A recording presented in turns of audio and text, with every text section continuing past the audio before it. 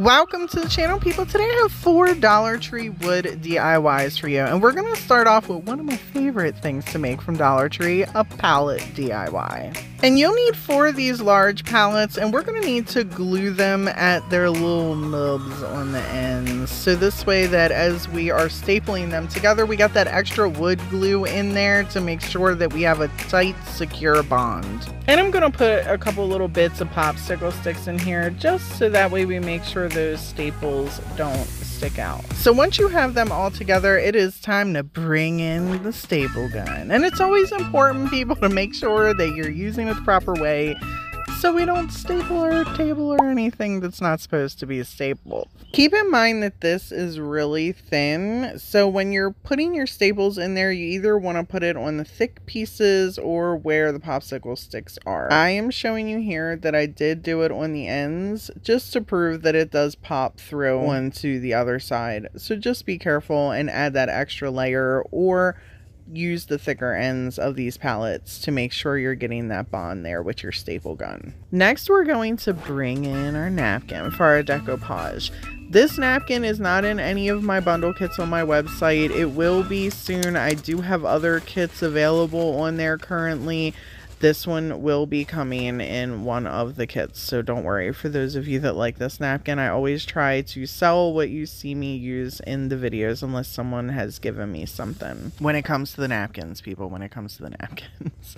So the easiest way I have found is to take Mod Podge, rub between my fingers, and then to peel off your sneaky layers. Napkins usually have 2 if you're lucky. It's just got the 1, but mostly it has 2. I constantly have people in the comments bring up this little trick and hack. I actually have a decoupage, a how to decoupage video, people, where I go over different methods of how to use things. I appreciate and love all the love in the comments that I get so much, so thank you all for always having my back. Now to attach a napkin, I'm just using some Mod Podge, and we are going across the whole entire little piece of this palette, and then we're just going to fold it over and press it down with our little sponge.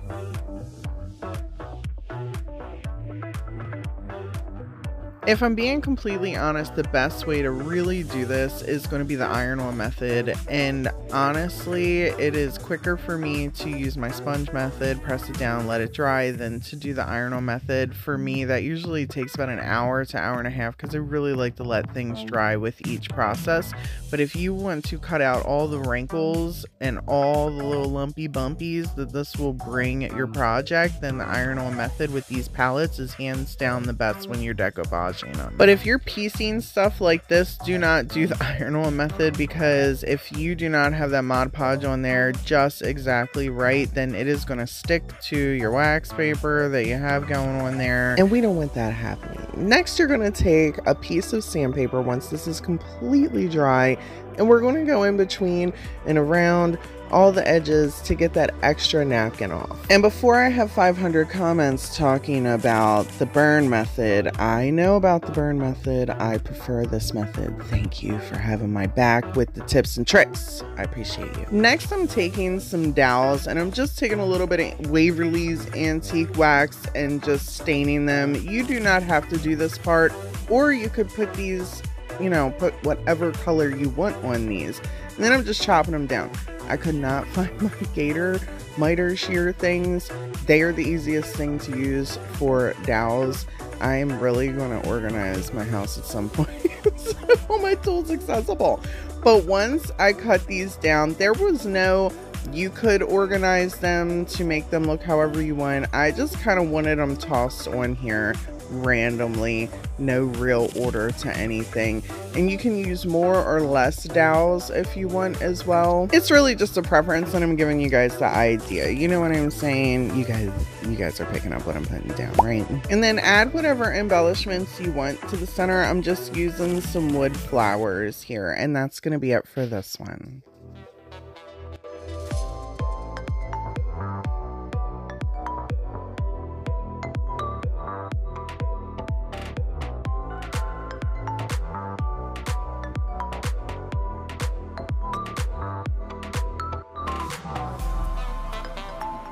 This little chalkboard piece from Dollar Tree is something I've been wanting to create a DIY with. Every time I go there, I'm like, I'm gonna do that one day. Well, today's the day. We're gonna just take this little chalkboard piece. This is really, really simple, and you can honestly, I've even seen Sammy over at Unicorn Dust Design is not necessarily use this, but she'll do a backer like this, and she's done towels and stuff, and then put a little basket on the front of it. And I thought to myself, I was like, we could do that with the chalkboard. So I'm doing the chalkboard just to keep this super simple, and you could use this for anywhere in your house to put something in the bathroom, something in the kitchen, just a little decorative piece. If you do not want to hang it up on the wall, I do put a new hanger on here, but I also show you that it's just completely fine standing up on its own, just like this. So if you want to put this on a shelf or on your counter or on your bathroom sink, it would still work. I would just cover up these holes, you know, put a little spackling in there, sand it down, paint it. You don't know the holes are even there. Now, of course, you can paint or use whatever transfers you want. I, however, get new transfer fever and have to use all the new Dollar Tree transfers I get for absolutely no reason. Anybody else feel like that? Because I do. It's not like I had a bunch of other transfers open already in a box somewhere with begging me to be used. But, yeah, new transfers I put just sporadically, you know, spaced them out in little spots around our little box here. And I put one at the very top. You don't see me do that. I do that later. I came back in and I had an epiphany. I was like, oh, we need a little tiny berry piece at the top. And then I'm just taking some beads and putting them on this little hanger piece. If you want to not put beads on there, you don't have to. I just thought it would add a little extra something. And I love chalkboards because you can write absolutely whatever you want to write on these things. And I just felt this little saying was summery and so relatable. No one likes a shady beach.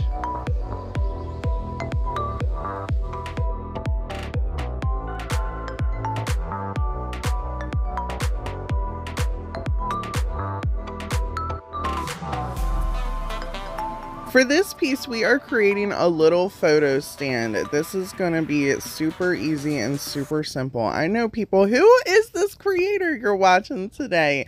I'm killing it with these easy projects. Don't get used to it. I love y'all, but don't get used to it. You know it's not in me to constantly have these easy projects for you. Now all we're doing is just connecting the two of these palettes, and we're doing that from the front of the palette, what I usually use. So we can use the flip side, the back of the palette, to create our space to put our little picture. Now, I needed to create a stand, so I'm using tumbling blocks to accomplish that. And I know what you're thinking, it's going to tumble over, but let me show you a little trick. So if you put two tumbling blocks at the bottom, almost at the exact edge, you see how it stands kind of perfect? You take a third one, and you're going to make sure that it is slightly, maybe like a tiny 2 centimeters above the ones you put in front. See that gap? This is going to allow your stand the ability to lean. Mind blowing, right? Super simple too. You don't have drill holes attached, nothing. Like, bam, lean in little stand. That simple. And it's been my experience, because I think I've painted hundreds of palettes, the easiest way to paint them is spray paint. But the second easiest is to take paint and water and have it very liquidy like this, so you can just get the paint, just it spreads everywhere. Super easy. If you want to dunk them, I also dunk them sometimes if I'm doing a giant video of these, just to get the paint on there super quick and super efficiently. I'm gonna take this napkin that was given to me by Spoiler Girl, thank you again my friends, and we are going to cut this down. So a lot of people use paper as backgrounds. Why not napkins, right? You guys know I love napkins, so giving you another use for them than just decoupage. I'm cutting this up and then I'm tearing it in purposeful places. I'm not going to tear the whole thing. I just want it to look a little bit dated. Nothing, you know, nothing crazy. And if you want to skip this part, go ahead. But for me, it's just going to add a little bit something because we're keeping the palette neutral. And we are also not going to glue this down to the palette. This is so we can be versatile, and if we want to put a Christmassy background, if we want to change the seasons, whatever you change your decor, you never have to get rid of this little photo holder. But to add some vintage touches, we're just going to take a little bit of the antique Waverly wax, rub it on our fingers, and then gently press around the edges. This is, now if you want to burn your napkin, because I've done that, I do that too on my furniture, you can go right ahead and do that to get them crispy old edges. But this is just a simple chemical free way to be able to add that vintage look on there. And we're going to finish this up by putting a little tiny clip on there. Use whatever clip you want. This is something that was free and I had available. And I'm just going to tape the little napkin down. And when I want to switch it out, I'm going to just take the napkin off with the little tape and switch it out. Now, please mind the picture, people. It was the smallest one I had to fit in here. This was a gift from a friend when I got engaged.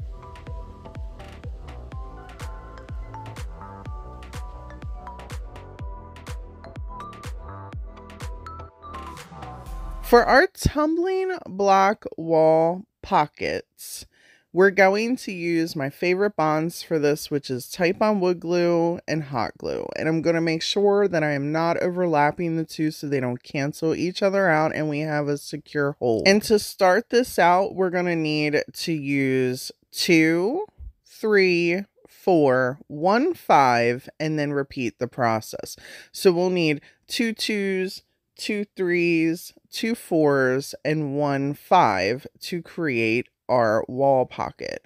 You can also create whatever type of hanger you want on this. I just ended up nailing in a little hammer tooth hanger on the back. If you want to create a string, that is fine as well. Or even if you wanted to put a stand on the back of that, this would work for this project also.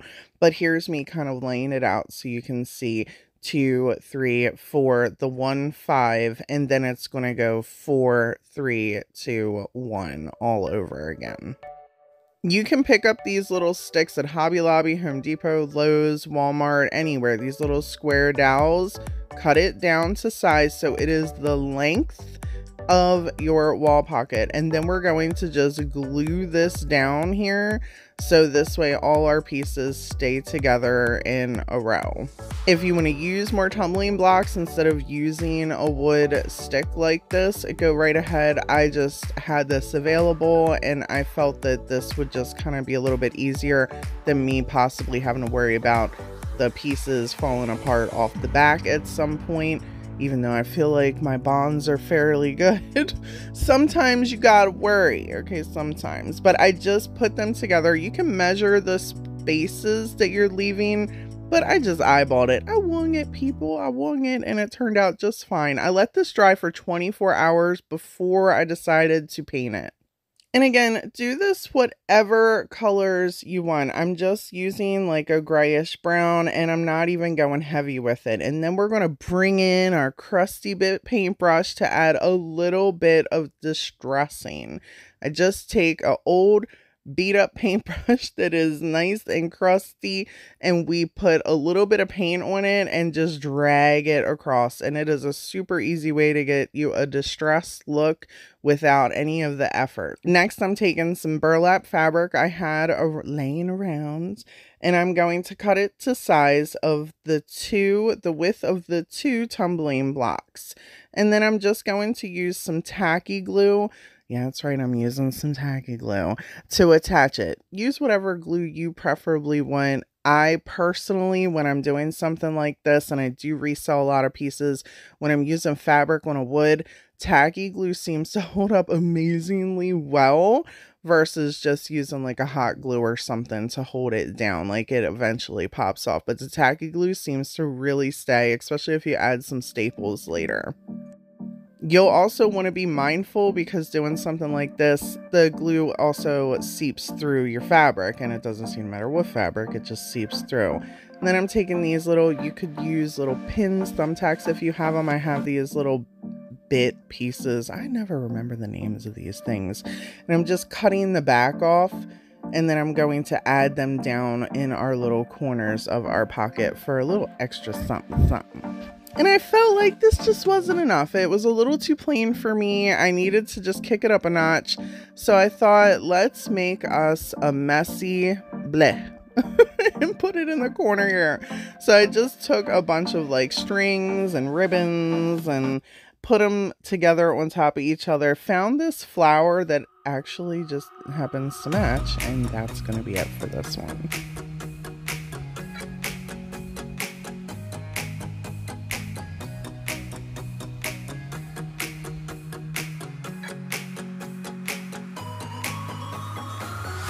And that's going to be it for today, people. I hope y'all got some learning and entertainment out of the video. Until next time, bye.